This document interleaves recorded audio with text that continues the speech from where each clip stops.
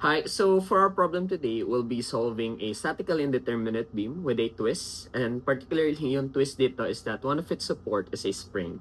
So, as stated sa problem, refer to the beam shown in the figure. So, yung beam natin, which is here, sa right side natin, it's a 2-meter beam, and sa left niya, it's fixed, and sa right niya, makikita natin yung spring support. So, may uniformly distributed load siya dito na 18 kN per meter. May point load sa gitna, which is 30 kN. So, you can pause and so you can see this figure properly. So, other information is that the flexural rigidity of the beam is 2,500 kN square meters. The spring deforms 0.1 mm per 1 kN of compressive force. So may tatlong problems tayo dito and I'll be reading them as I go along. But the first problem is, what is the reaction in kilonewton at the spring support? Designate ko yung letter R for the reaction. So for our statically indeterminate beams, we usually use mga familiar methods tayo na DIM, AMM, and yung personal favorite ko are actually the conjugate beam method and the 3-moment equation. But for this problem na may spring tayo, I'll be introducing another method or I'll be discussing another method that's used and particularly convenient siya sa mga gantong problem na may spring or that looks like a prop beam, and this method is known as the method of consistent deformation. So masaya siyang gamitin, and yung concept niya is a very fun concept. So mukha siyang technical, pero kapag nakuha mo na yung concept niya, mafe-feel mo talaga na kung paano siya gamitin. You'll know when to use it properly. Yung mga methods or mga steps dito is that first we turn our unknowns or yung mga sobra nating unknowns into what we call redundant forces. Next is we'll use compatibility conditions. So, compatibility conditions are just equations where we relate yung mga displacement ng ating member with its forces. Paano nga ba i-apply ang method of consistent deformation sa problem natin, which is this beam right here na drawing ko na? Based here, we change first our unknowns into redundant forces.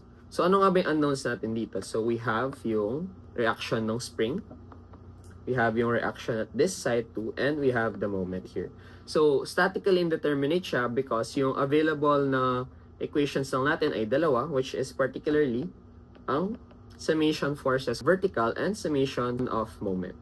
Hindi natin pwedeng gamitin yung summation forces horizontal because wala namang horizontal forces dito, and it won't help us with our two unknown vertical forces. So, eto, may yung sobrang unknown natin, which is yung reaction ng spring, gagawin natin siya into a redundant force. So, what that means is, ayan, gagawin natin siyang redundant force. So, now we're dealing with a cantilever na lang. So, a cantilever is a statically determinate beam. So, pwede na ba nating isolve yung mga, yung tanong dito? Of course, hindi pa. Kasi, these two beams right here that I'm showing you are not the same. Kasi nga, eto, cantilever siya, pero ito may spring siya. So how can we make them the same type of beam? And we do that by using the compatibility conditions. So ang problem dito kung bakit hindi sila equal is hindi pareho yung behavior nila at this point. Kasi dito may spring siya, pero dito wala. Cantilever lang siya. So para maging equal talaga silang beam is dapat ma-relate natin yung displacement nila. So yung displacement ng original beam natin, ayan, delta. And then, for this beam is ito. Ayan. So, para maging equal talaga sila or pareho silang type of system, ang deflection nila at the free end or at the right end ay dapat equal. So, ito yung compatibility condition natin or wherein we nire-relate natin yung mga support conditions nila at the right end. And kapag na-relate na natin sila, masasabi na natin na this this cantilever here with this compatibility condition is is equal sa original beam natin. Okay? So, what does this delta here imply? Sinasabi dito na lahat ng deformation caused by our forces must be equal dun sa magiging deformation din niya dun sa original. So, isa-isahin natin para mas magets natin. So, first is, ayan, analyze muna natin yung cantilever with just a point load. So, ayan. So with that point load na dun sa original beam natin, magde-deflect siya. Ayan. Let's call it delta P. Next is yung uniform load naman. Pagka ito lang yung kinonsider mo dun sa cantilever, magde-deflect din siya ng sarili niya. Let's call it delta U. And finally, dun sa redundant force natin, yung ginawa nating reaction ng spring, yung inintroduce natin siya sa cantilever, magiging ganito yung deflection ng ating beam. Yung mga bawat forces na to, may sarili silang contribution sa deformation ng ating beam, and we'll use the principle of superposition na pag pinag-add natin sila, they'll be the same dun sa original natin. So, ang sinasabi dito is, lahat ng mga contribution ng deformation natin, so, delta P, yung point load, plus yung delta na caused by our uniform load, and the deflection caused by our redundant force na spring, dapat equal siya dun sa pinaka-original nating beam, which is ito. Ayan. So, since na-relate na natin itong cantilever na to with this compatibility equation, magiging consistent na yung deformation niya with our original. And we can say, as I've mentioned kanina, same na silang system. Same na sila. And we can analyze this equation, this compatibility equation, para mahanap natin yung R natin. And to be able to do that, we now proceed sa pag-solve ng mga deformation na nabanggit ko. And to be able to solve them faster, since we're dealing with cantilevers, it will be convenient to use yung mga derived formulas na of our cantilever. So, eto sila. I won't go through all of them. You can pause and see. I also suggest na i-memorize yung mga to kasi sa board exam, lalo na sa PISAD, marami din naman mga lumalabas na prop beam, mga cantilever beam, and you'll find this table very useful. So, ayan. Sulat ko lang. For the point load, so ito yung gagamitin natin. So, sulat ko lang. It will be, ayan. Oops.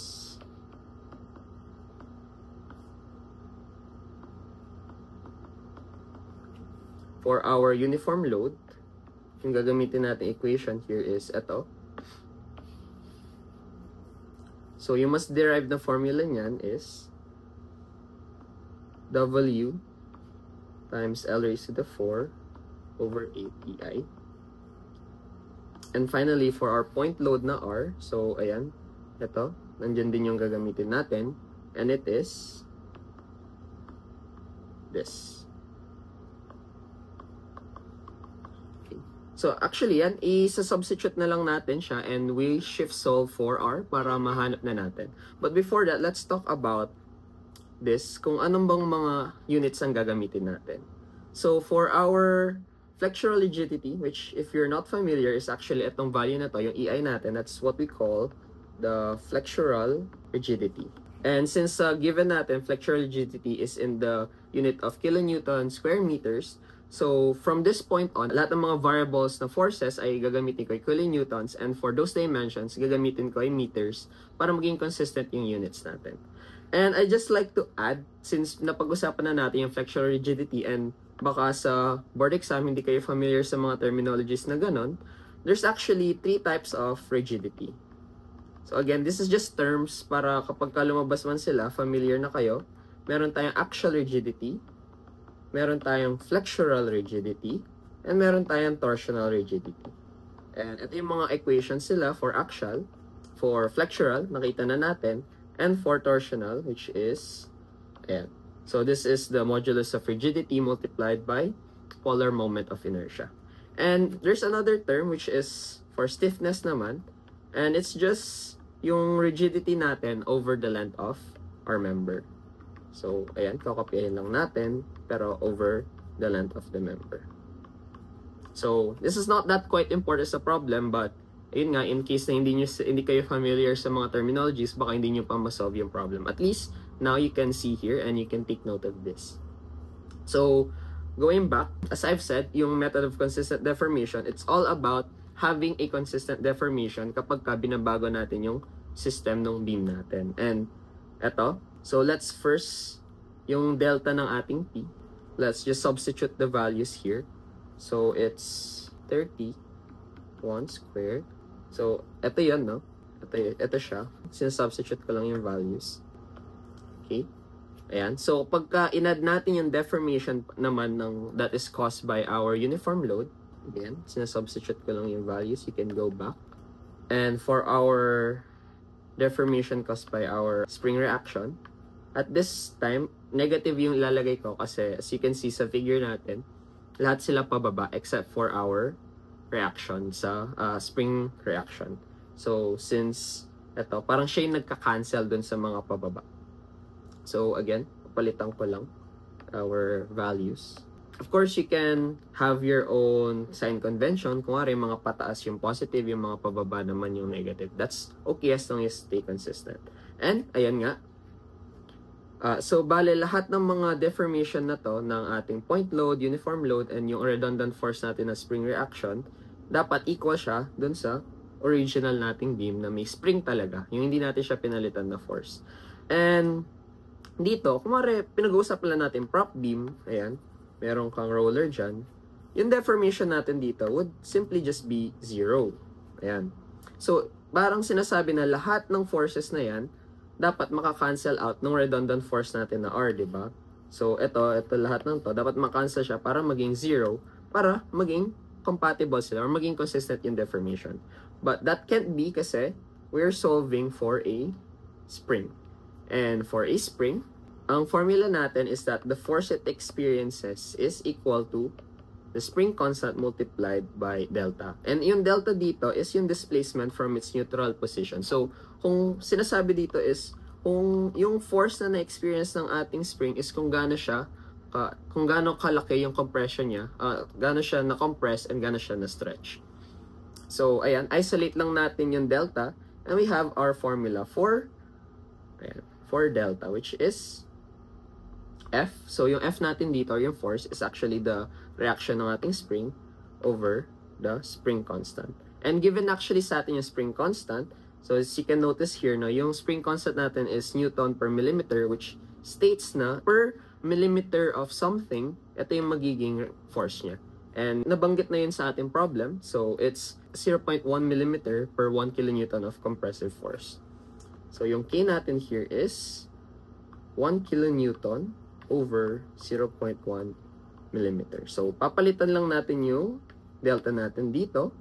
So, R over, so as I've mentioned, dapat consistent tayo sa units. 1 kilonewton over 0.1 millimeters, but since need natin meter siya, becomes 0.1 times 10 raised to negative 3.